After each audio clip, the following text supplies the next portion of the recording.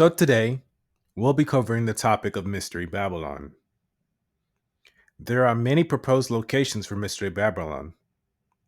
You have the Vatican, the United States of America, and Saudi Arabia.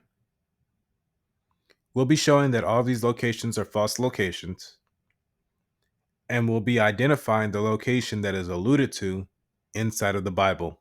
So to get things started, we'll be beginning at Revelation chapter 17, verses 1 through 2. In verse 1 it says, "Then one of the seven angels who had the seven bowls came and said to me, 'Come, I will show you the judgment of the great prostitute who is seated on many waters, with whom the kings of the earth have committed sexual immorality, and the wine of whose sexual immorality the dwellers on the earth have become drunk.'" With the wine of her sexual immorality, excuse me. In Revelation chapter 17, verse 15, it says, "And the angel said to me, the waters that you saw, where the prostitute is seated, are peoples and multitudes and nations and languages." So Mystery Babylon is depicted as a woman and is described as being seated on many waters. Later in the vision, we are told that the waters are a metaphor for different nations. This is telling us the geographic location of Mystery Babylon. It's located in the middle of various different countries. It's also stated that she is guilty of sexual immorality. This is indicating that the nation has had improper dealings and connections with other countries.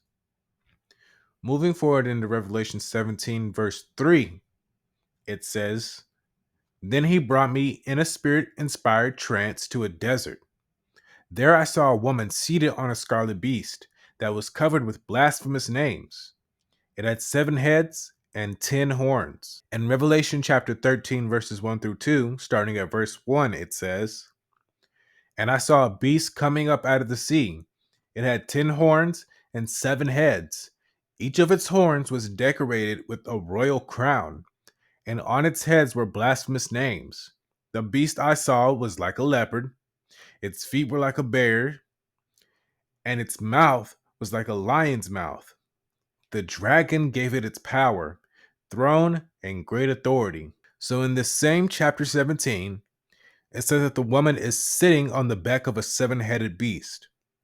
We can thus deduce that the beast is alluding to the same thing as the many waters. It represents various countries that are geographically surrounding Mystery Babylon. Revelation 13 gives us a better description of this 7-headed beast, so that we can more accurately locate Mystery Babylon. We know it's the same beast because it's described as having 10 horns and blasphemous names written on it. So we've already read Revelation 13, 1 through 2. Now we're going to go to Daniel 7, verses 2 through 6. Starting at verse 2, it says, "I am Daniel.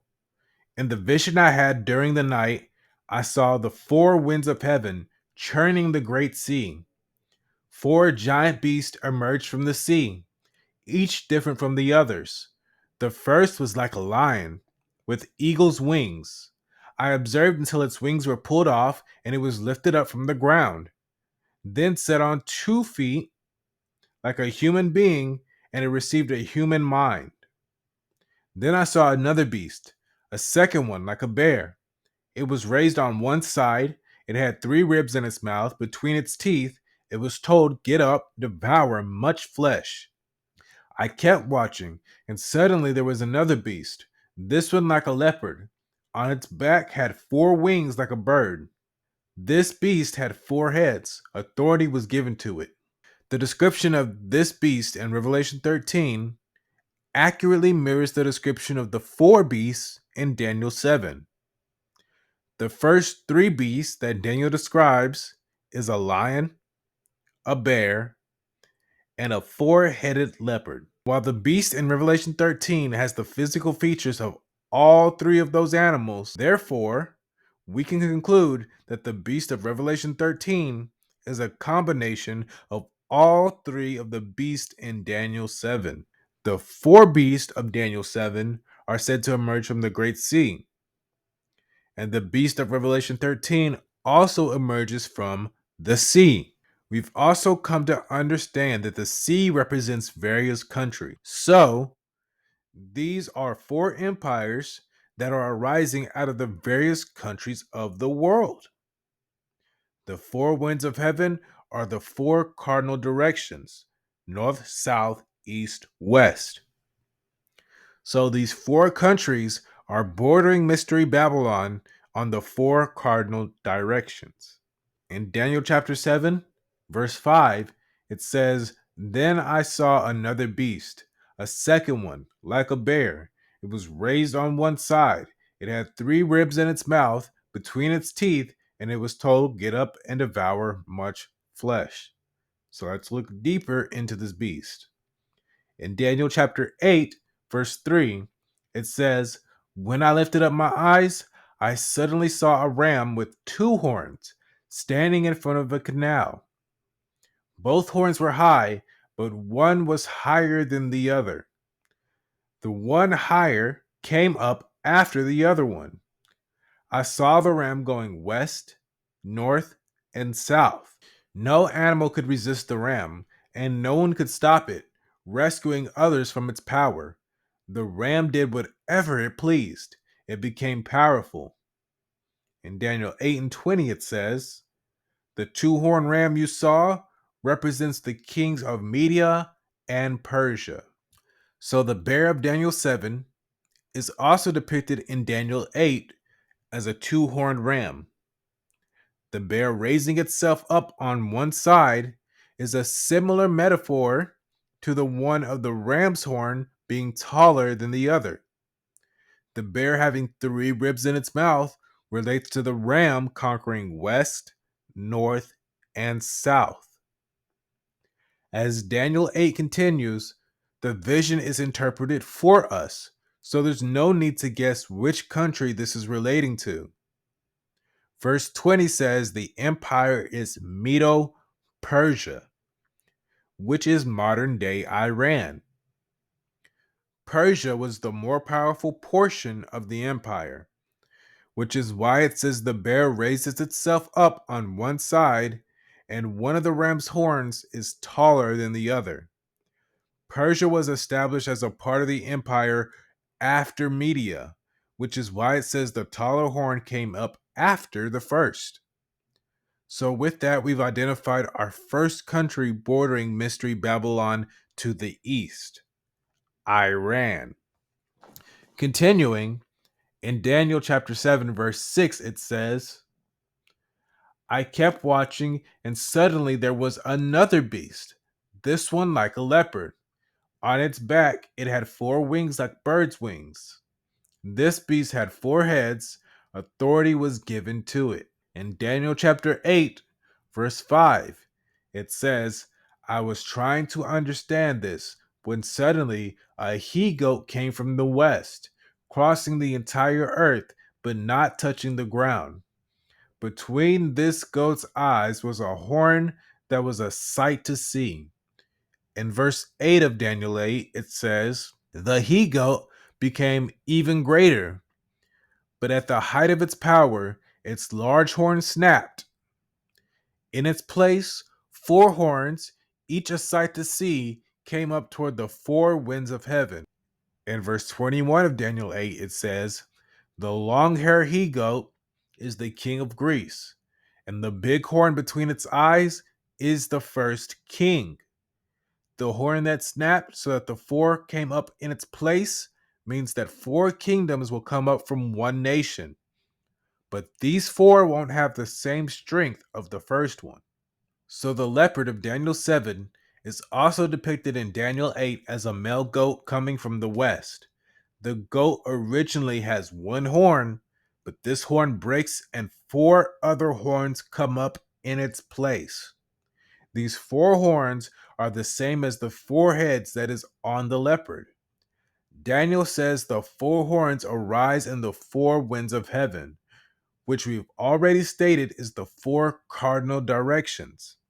And this relates to the leopard having 4 wings. Once again, Daniel 8 tells us exactly which country this is: Greece. It tells us the original horn is the first king, Alexander. It tells us the 4 horns are the 4 empires that arise after Alexander dies, which are the Ptolemaic Empire, which is Egypt, ruled by Ptolemy; the Seleucid Empire, which is Syria, ruled by Seleucus; the Kingdom of Thrace, which is Bulgaria, ruled by Lysimachus; and the Greek Empire, which is Greece, ruled by Cassander. In Maccabees, chapter 1, verse 1, it says, Alexander was Philip's son, a Macedonian, one of the Western peoples known as the Kittim. After Alexander became king of Greece, he defeated King Darius, who ruled the Persians and the Medes. By doing so, Alexander greatly enlarged his realm. Verse 5 says, but eventually Alexander fell sick and was confined to bed. He knew he was dying. He therefore called for his most esteemed officers, those who had been raised with him, and he divided his kingdom among them while he was still alive.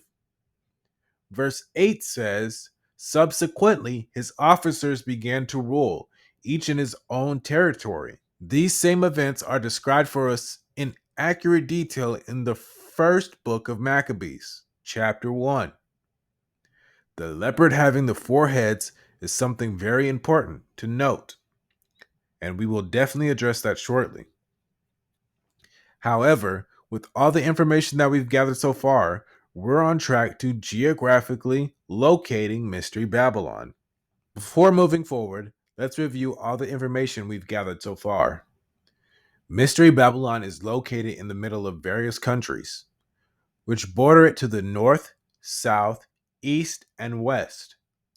These countries are metaphorically referred to as animals, or beast, in Revelation 13 and 17, as well as Daniel 7. Daniel 7 says there are 4 animals in total, and Daniel 8 directly identifies 2 of them, which are Medo-Persia and Greece. The Greek Empire is described as having 4 heads in Daniel chapter 7, which are the 4 divisions of Alexander's kingdom. This allows us to identify 5 countries geographically surrounding Mystery Babylon. These countries are Iran, Greece, Bulgaria, Syria / Turkey, and Egypt. Moving forward, in Daniel 7, verse 4, it says, the first was like a lion with eagle's wings. So now we're talking about the first beast. I observed it until its wings were pulled off and it was lifted up from the ground. It was then set on 2 feet like a human being and received a human mind. Daniel 4 verse 24 says, Your Majesty, this is the dream's meaning. It is the sentence of the Most High he delivered to you, my master, the king. You will be driven away from other humans and will live with the wild animals. You will eat grass like cattle and will be washed by dew from heaven. 7 periods of time will pass over you until you acknowledge that the Most High dominates human kingship, giving it to anyone he wants. In verse 33 it says, Nebuchadnezzar's sentence was immediately carried out. He was driven away from other humans and ate grass like cattle. Dew from heaven washed his body until he grew hair like eagle's feathers and claws like a bird. In verse 34 it says, At the end of that time, I, Nebuchadnezzar, raised my eyes to heaven. My reason returned to me, and I praised the Most High. I worship and glorify the one who lives forever because his rule is everlasting. His kingdom is for all time.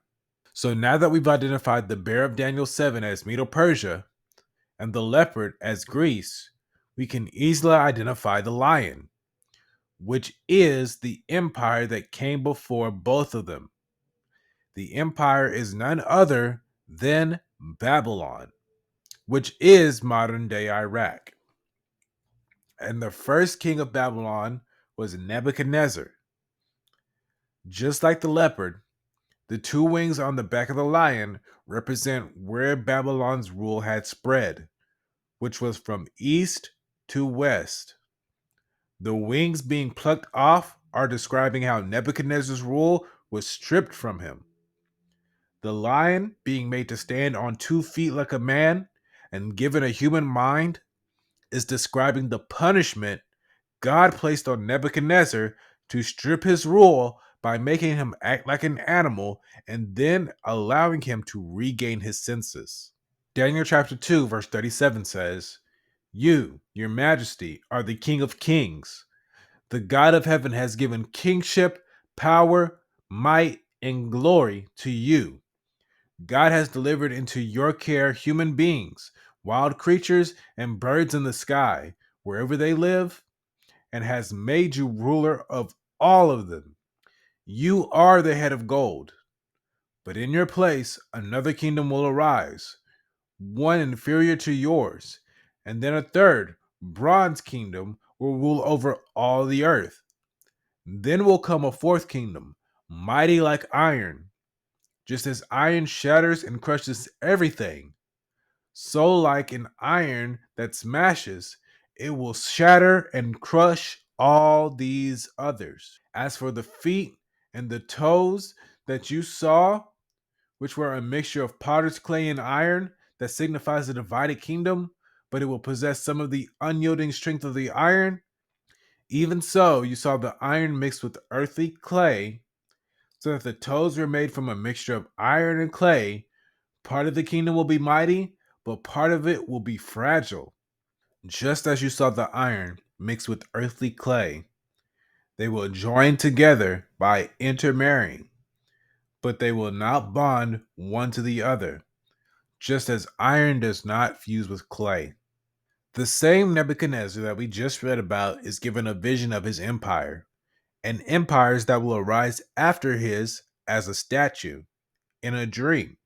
The statue has a head of gold, a chest of silver, thighs of bronze, legs of iron, and feet of iron mixed with clay.